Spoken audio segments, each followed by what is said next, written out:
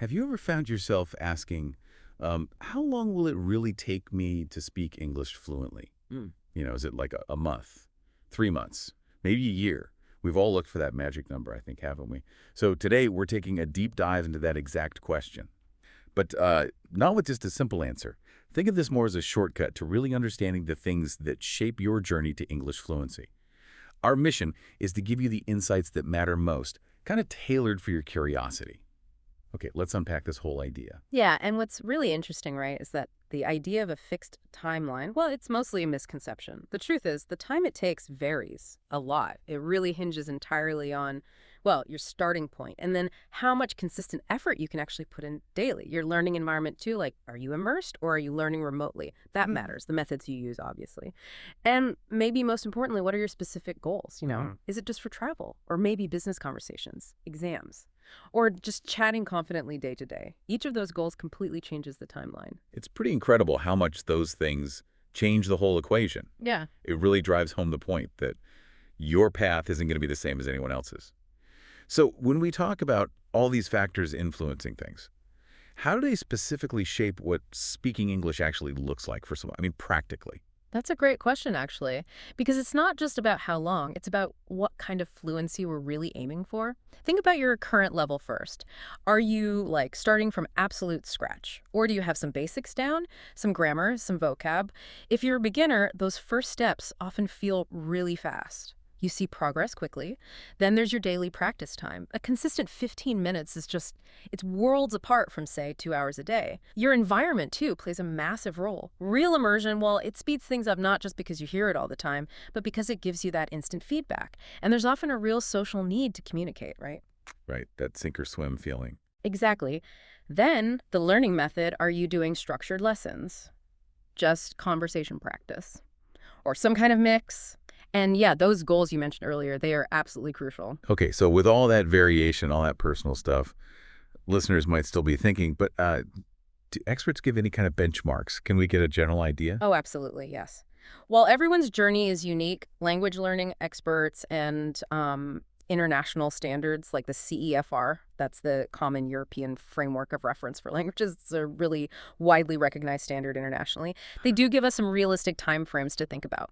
So to get from a beginner level to what we'd call intermediate, you're generally looking at something like 3 to 6 months, but that's with dedicated daily practice. That's key. Daily. Okay. Then moving from that intermediate stage to an advanced level, that usually takes another 6 to 12 months, Right. roughly, and getting to what you might call true fluency, where you can express complex thoughts easily, spontaneously, sound natural. That often takes maybe 1 to 2 years. And again, it really depends heavily on that consistent effort. So these are useful benchmarks, but not like hard deadlines. Exactly. Think of them as guideposts, not finish lines you have to cross by a certain date. Okay, that makes sense.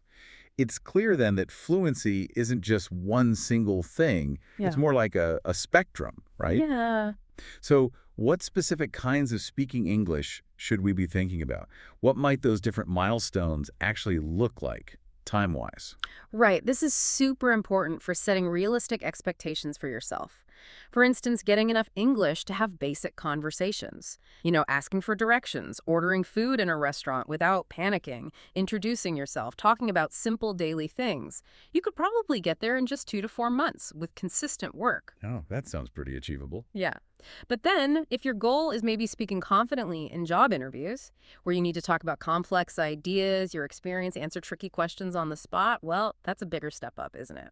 That might take more like 6 to 9 months of more focused, maybe more intense practice. And then if you're aiming for that really high level, sounding almost like a native speaker, that specific goal, well, that's the longest journey. It could realistically take a few years to get there. So figuring out what speaking English means for you personally makes the whole path much clearer. It sets your target. This really all comes down to actually doing things, doesn't it? Knowing the time frames and the factors is great, but what can you actively do to, speed things up? Are there any pro tips that really work beyond just study more? Oh, for sure. There absolutely are. The sources we looked at highlight 5 key strategies. And if you apply these with real intention, they can make a big difference in how fast you learn. First, and this sounds obvious, but it's crucial, practice speaking daily. And it's not just about talking, it's about deliberate practice, even just 15 minutes, but focused. Maybe working on one grammar point or using some new words you learned, not just mindlessly repeating stuff. That makes a real difference. Okay, deliberate practice. Yeah. Got it. Second, listen to English constantly. And again, go beyond just having it on in the background. Practice active listening. Can you catch those idioms? Understand the speaker's tone. Try watching a movie without subtitles and maybe again with subtitles to see what you missed. Ah, interesting. Active listening. Third, try to think in English. This one's a bit harder, but it's powerful. It's not just about stopping translation in your head. It actually helps rewire your brain for direct understanding and speaking. You could try narrating your day in your head, or even have little internal arguments in English. Okay, maybe I'll try that. Fourth, speak with real people. This gives you that invaluable real-time feedback and forces you to adapt your language on the fly. Find online language partners, join a conversation group. Heck, even just talking to yourself and recording it can help you spot where you need to improve. Right, getting that real-world practice. And fifth, crucially, don't fear mistakes. Seriously, try to see them not as failures, but as, data points, information. Every mistake tells you exactly what you need to work on next in your deliberate practice. It's honestly how you grow. That's actually a really powerful way to reframe things that might seem basic. I know for me, that don't fear mistakes one is always the toughest. I still remember messing up a simple phrase in French years ago and it felt awful.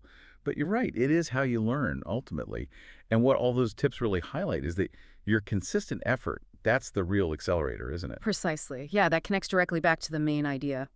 Your effort is your speed. It dictates the pace. If you only practice English for, say, 10 minutes a day, you'll still make progress. Of course you will. But it's naturally going to take longer. But if you really go all in, maybe dedicate 1 to 2 hours every day to different kinds of practice, you can genuinely start speaking clearly, confidently in just a few months. Wow, that's a significant difference. It really is. And we see this in real-world examples, too. There's this really inspiring story of a student from Pakistan.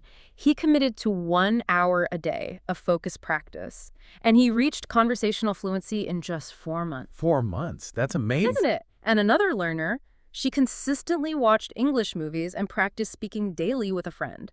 She became fluent in 9 months. These aren't like miracles. They're examples of what that focused, dedicated effort can actually achieve. Those examples are incredibly motivating, actually. They really just underline that the power to speed up your learning is pretty much entirely in your hand. It really is. It's proof that consistency, even when it feels like a struggle some days, it just compounds over time. It builds and builds.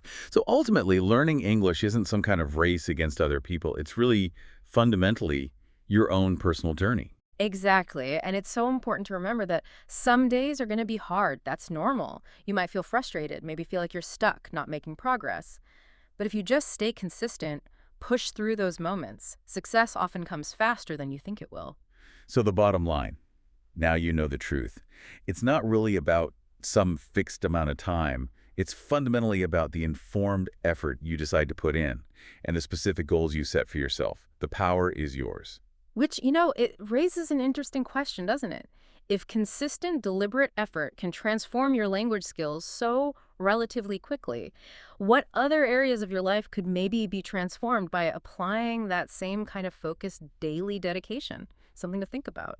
That is a truly thought-provoking idea to leave you with. We really hope this deep dive has helped clarify things for your English learning journey. We'll see you on the next deep dive.